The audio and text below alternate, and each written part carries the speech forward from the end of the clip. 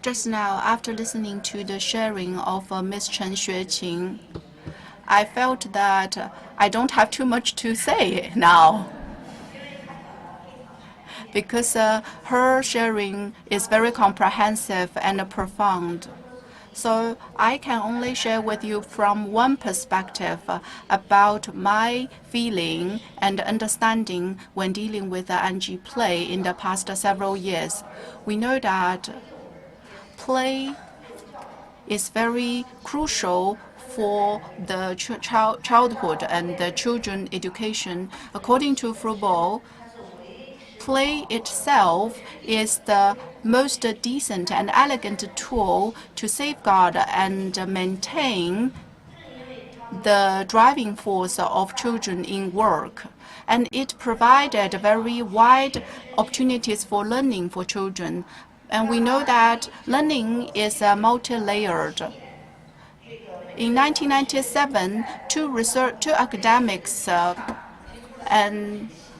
raised the concept of deep learning and surface learning.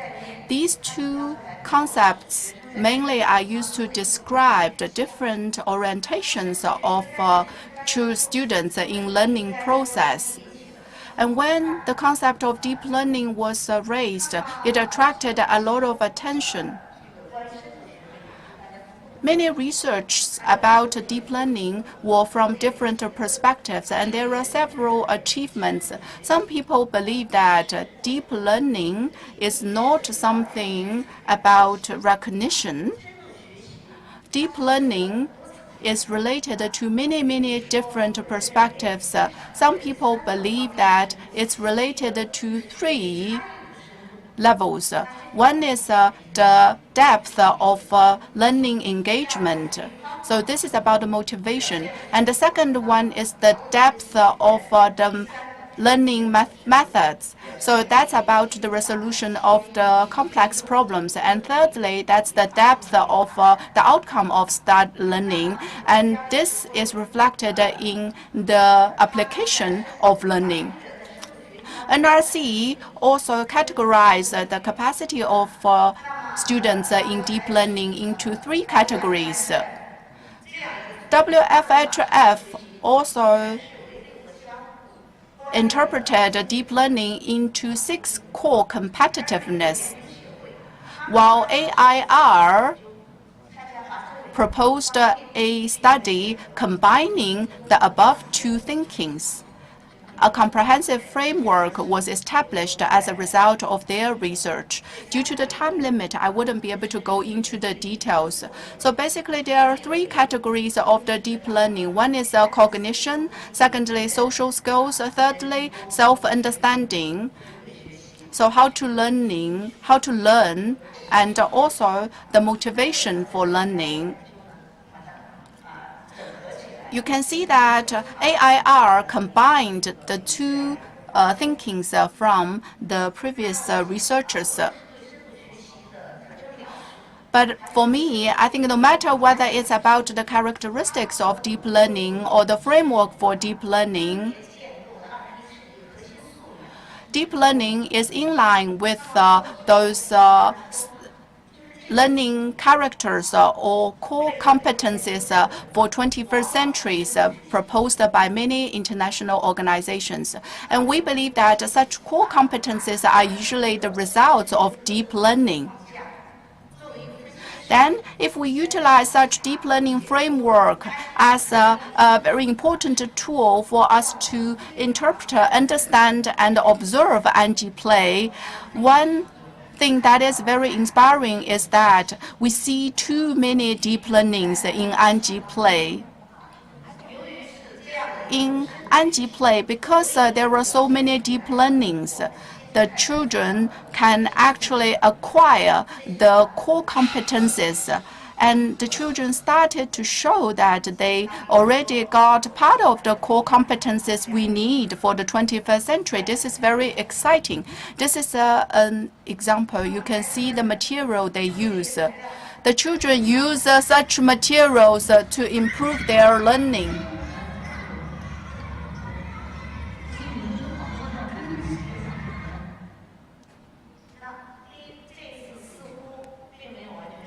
Although she didn't succeed this time, but it doesn't matter because they are willing to continue.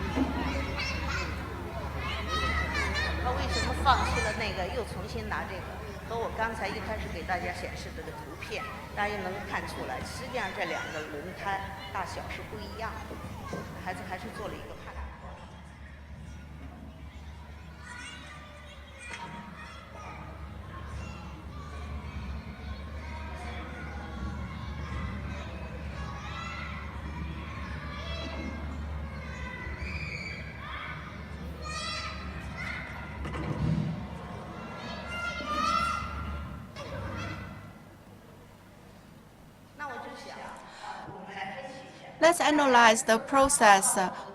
During the role play created by the children, we for sure can see the features of deep learning and the functions of deep learning. We see the motivation and the creativity of children. This is reflected in the fact that the scenario and the play rule was created by the children, and the children adjusted the materials and their actions during process. They applied the knowledge they acquired from the previous practices. For example, how to choose the size of the tires, where do they stand, and also the height of the slope. During the process, their perception of the physics and the chemistry principles, they probably would be able to, they have been improving. Why the first attempt didn't succeed? This is because of the location. And there also requires some coordination between the two children. Actually, we only see two children in the video, but there is a third child. A third child was actually opening a restaurant beside, because she was saying, because when you work so hard, you may feel hungry. So I open a restaurant for you. You can then enjoy yourself when you feel tired. So you can see that such cooperations are very, very interesting. Then what is the true play? What does true play mean? What does true mean? I think true lies in that we free the nature of the children and let the children learn by themselves. This kind of learning is in-depth and multi-perspective. So maybe we would be able to say that only those play containing deep play are the true play proposed by NG people. However, those true play with deep learning will require some conditions. And practicing Anji probably can give us some inspirations.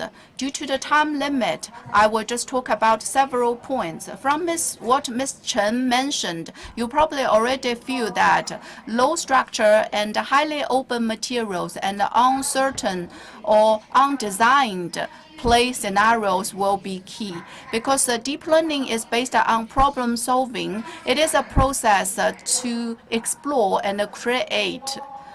This kind of low structure or minimally structured materials will provide or create a lot of problems for the children to resolve. And such materials provide a very good environment for the children to explore, to cooperate. You know, Jeff a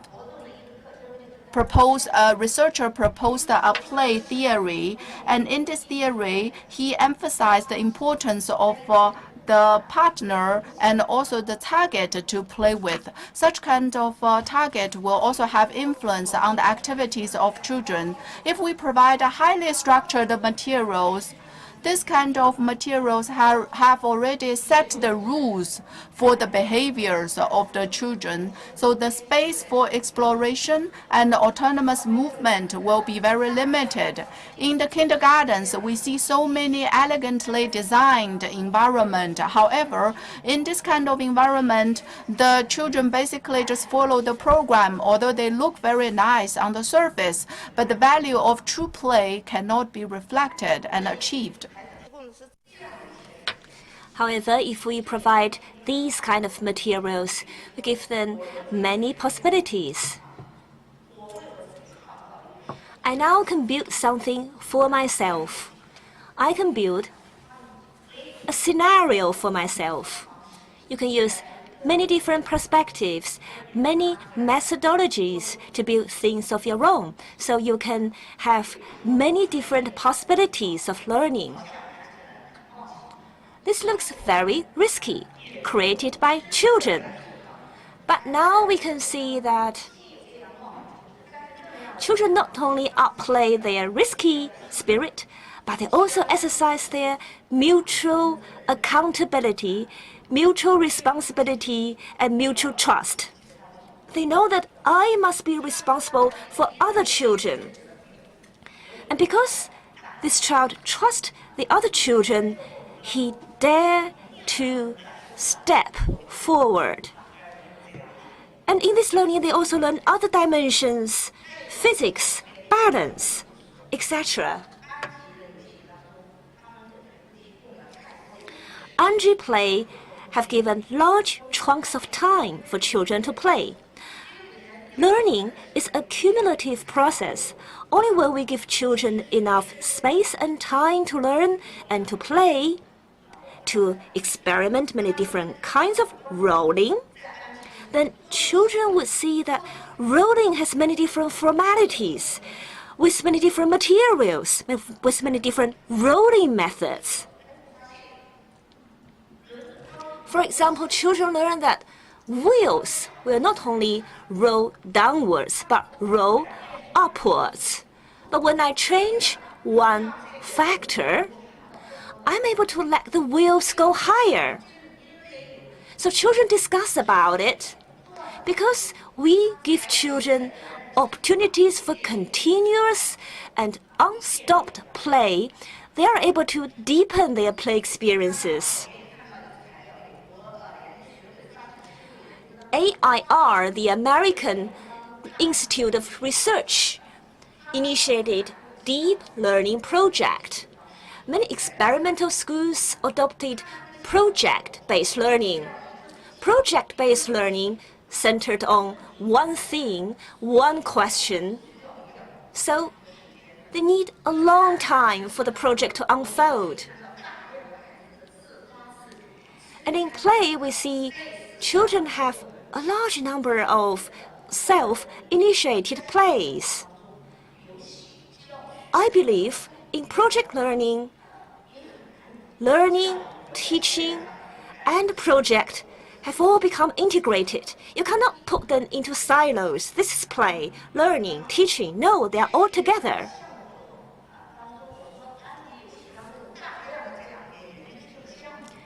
Anji plays contain a large number of projects.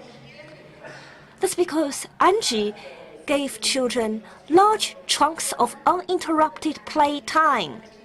I asked a teacher, in your government's kindergarten, how long should children stay in one area, and how often do your classes shift from different locations? Well, they have half a month, but it's not very definitive. Maybe they will linger in one area, one environment for 1 month. So they still have that kind of shift. And when children's interest waned or plateaued, then they can shift to another environment. In this uninterrupted time, children felt at ease in mastering and maneuvering these materials, invent their way of play, have opportunities to collaborate. Children won't lose their confidence because of one-time frustration. I asked a little child, "Will you fail to accomplish your target?" Will the child lower the head? "Well, it's in another school, but Angie child say, it's fine, I'll come back tomorrow." So, no judging by time. Give children uninterrupted time plus teachers' guidance. Angie teachers are not interfering with children's play, but Angie teachers are focusing on children's plays. By focusing on children, we are able to let children feel how much importance we gave to children's play. That recalled me of the 100 different children's languages written by Rachel Amelia, who is teacher in children's 100 languages. Teachers are the ones who gave value to learning. I believe teachers in Anji did provide value and significance to children's learning through sharing, through discussion, through asking targeted questions, and asking questions that excite children's confidence, ask difficult questions, changing gameplay. Anji teachers are able to sustain children's interest. Teachers here are very smart in providing and facilitating children's play. Once upon a time, I saw several children played like this. They built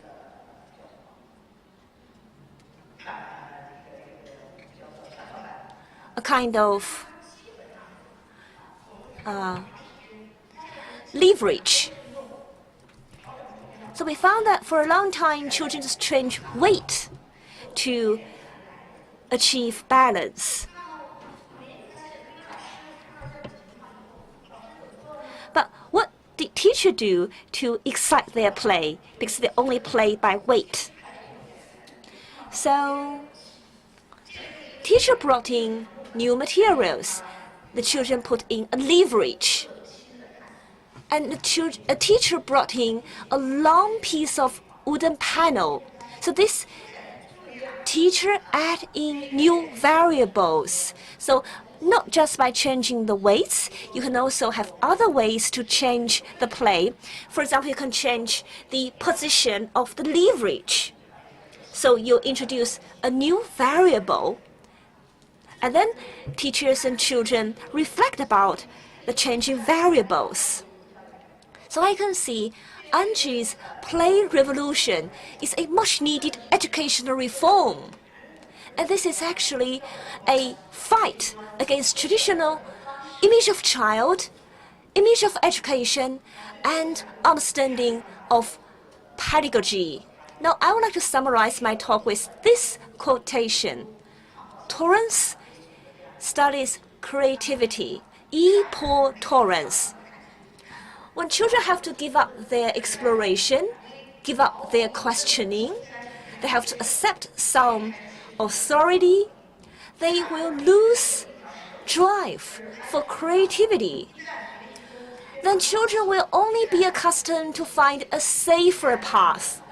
They will lose sense of adventure. They lose interest in games, and then they'll become less human. They lose the innate spirit of human. They should have naughtiness, humor, and relaxation in their place. And I believe this is the inspiration we can draw from Anji plays. We thank Professor Feng for sharing with us this wonderful contents. She used many interesting cases to illustrate the relationship between learning and play.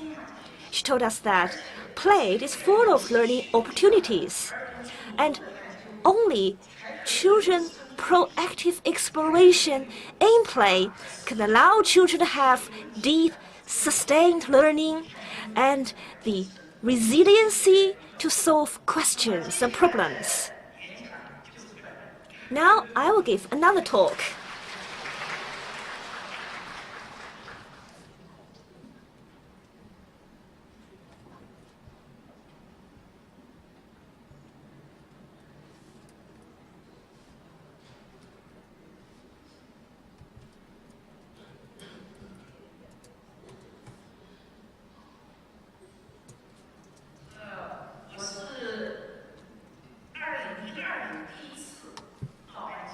I first visited Anji in 2012.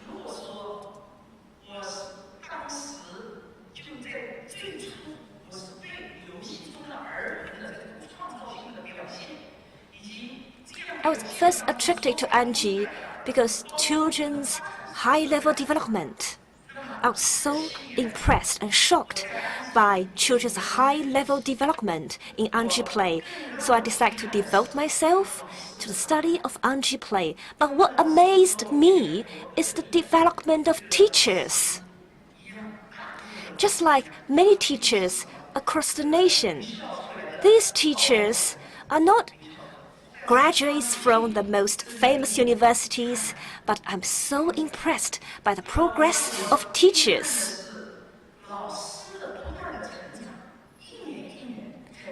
Teachers grow year by year. When teachers first allow children the freedom of play, teachers have many confusions. Teachers have a lot of problems, questions. They dare not give liberty to children's play. But all these questions were answered through their continuous practice.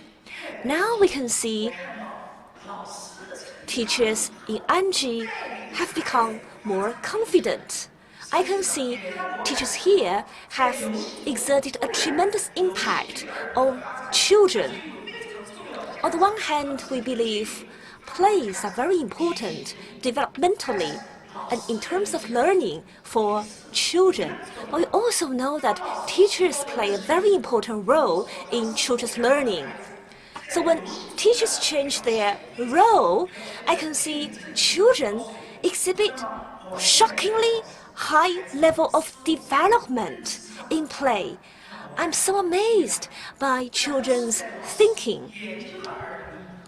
Especially after teachers studied children, especially after we saw teachers provide more assistance and facilitation for children, children can learn deeper and more.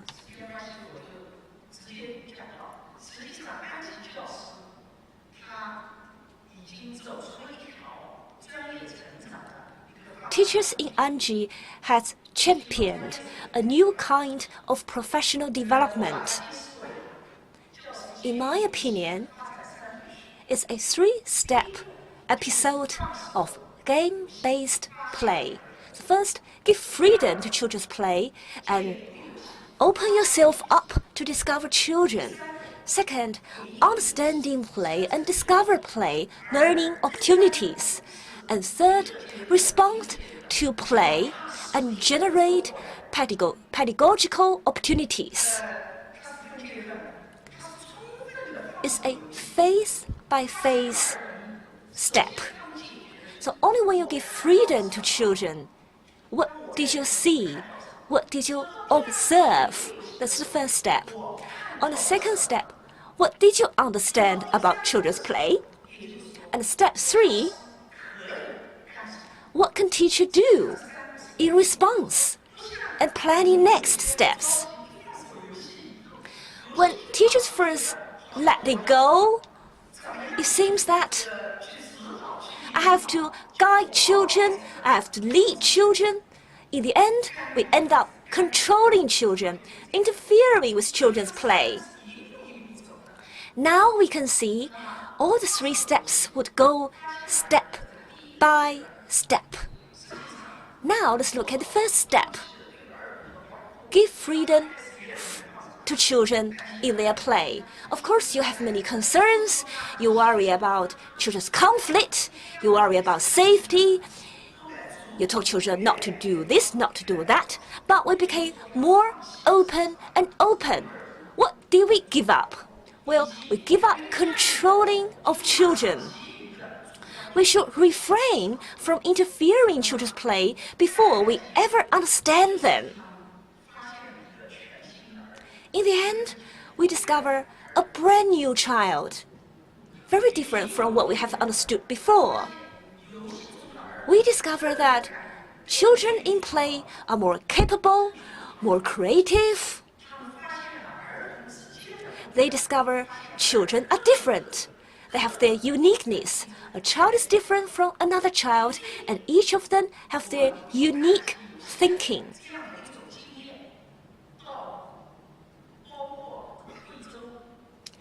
So, borrowing from Angie's play experiences, I went to Guizhou in the south, Shandong in the north. We used the same methodology. I told teachers that refrain yourself, let it go. Well, you did not really truly let it go. You still put your hands in it. So keep clean, keep a distance. So when you make the first giant leap, you make the first progress. In Lingyi, teachers told me that when I let it go, when I give freedom to children, I became so guilty of myself. They told me that in the past they believe children have many challenging behavior and they are problematic children. And they found their understanding of children were wrong. These problematic children became leaders in play. They became great leaders. When we really give freedom to children's play, we were so guilty of ourselves. We were criminals. This may be exaggerating, but we are so guilty of what we have done before. In Jiangsu, Zhangjiagang, they were studying sand and water. The teacher believed we need to guide them, guide children. But no, let it go.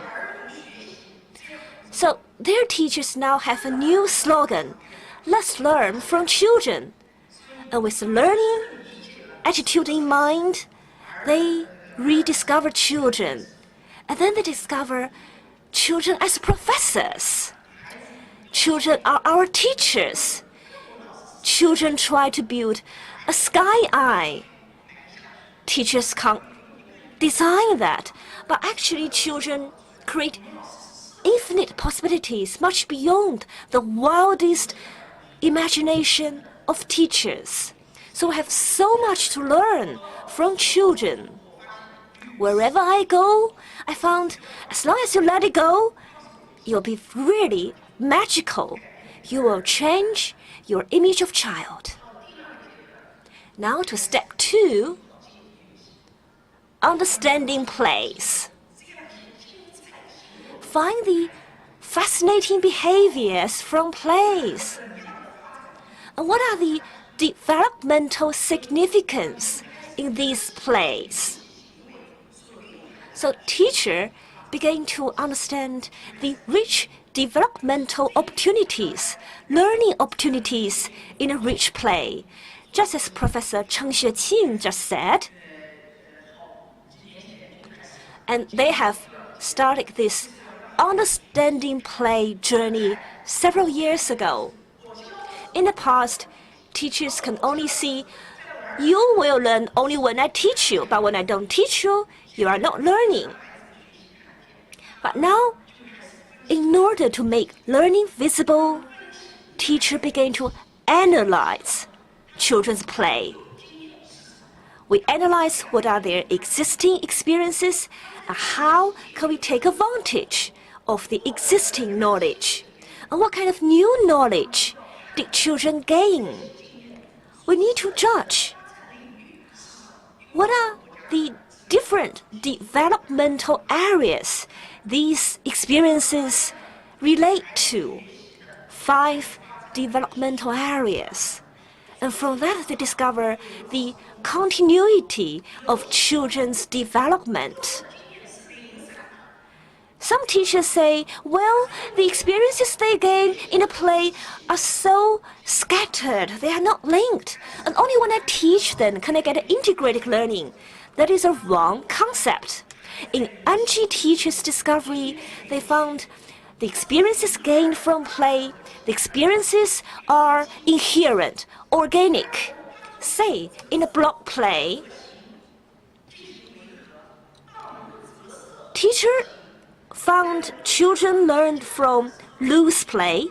When their block building became more structured, they add in more complex structure, add in the variable of colors, then the symmetry of colors, then the symmetry between colors and shape.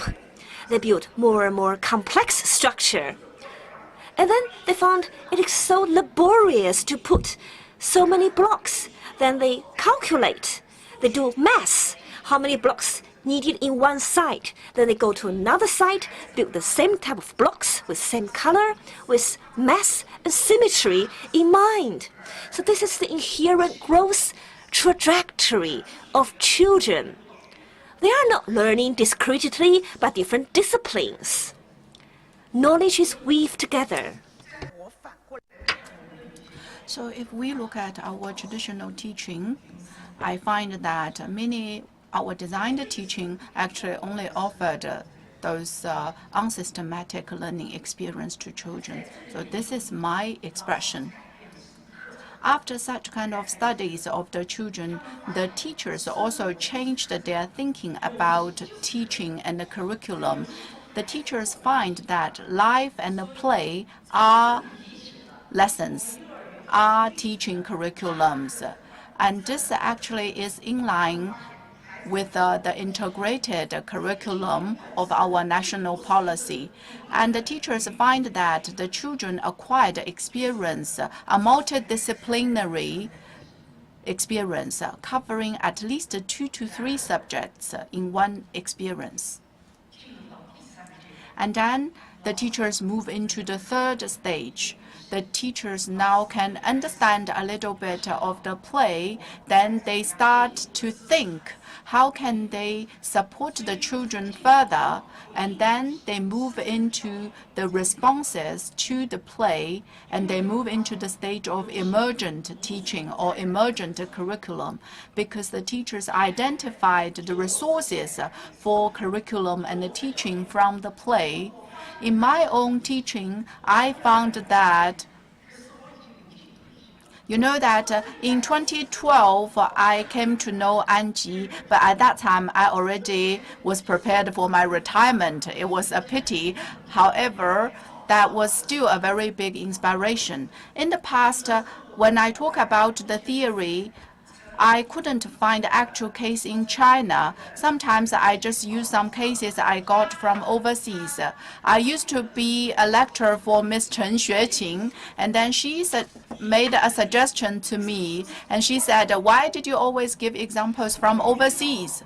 I have to create some examples in China. I will replace your overseas cases with our local cases. That was what she said at that time when she was my student. And then they identified the resources in play, and they captured those development points in the learning of the children. And then the teachers started to find that actually emergent curriculum are not difficult. The children continuously resolve the problems, and then the resolution of the problems can be regarded as a growing point and as a development point. So now, there are so many resources for us to use in our teaching. So the teachers will need to guide the children from play to think and reflect. After the play, the children can reflect on their play. When they resolve the problems, they usually adopt an approach of trial and error. But then they need to summarize this kind of process and reflect on this kind of process. The teachers will guide the children through this kind of a reflection process. And then the teachers changed their thinking about the pedagogy. or teaching. So the teaching will be following the experiences of children. So I would think Anji is a very unique case because they follow the experiences of children. They change their mindset about teaching. They truly understand the defects of our traditional teaching, and they realize that teaching and learning can grow together, can come together.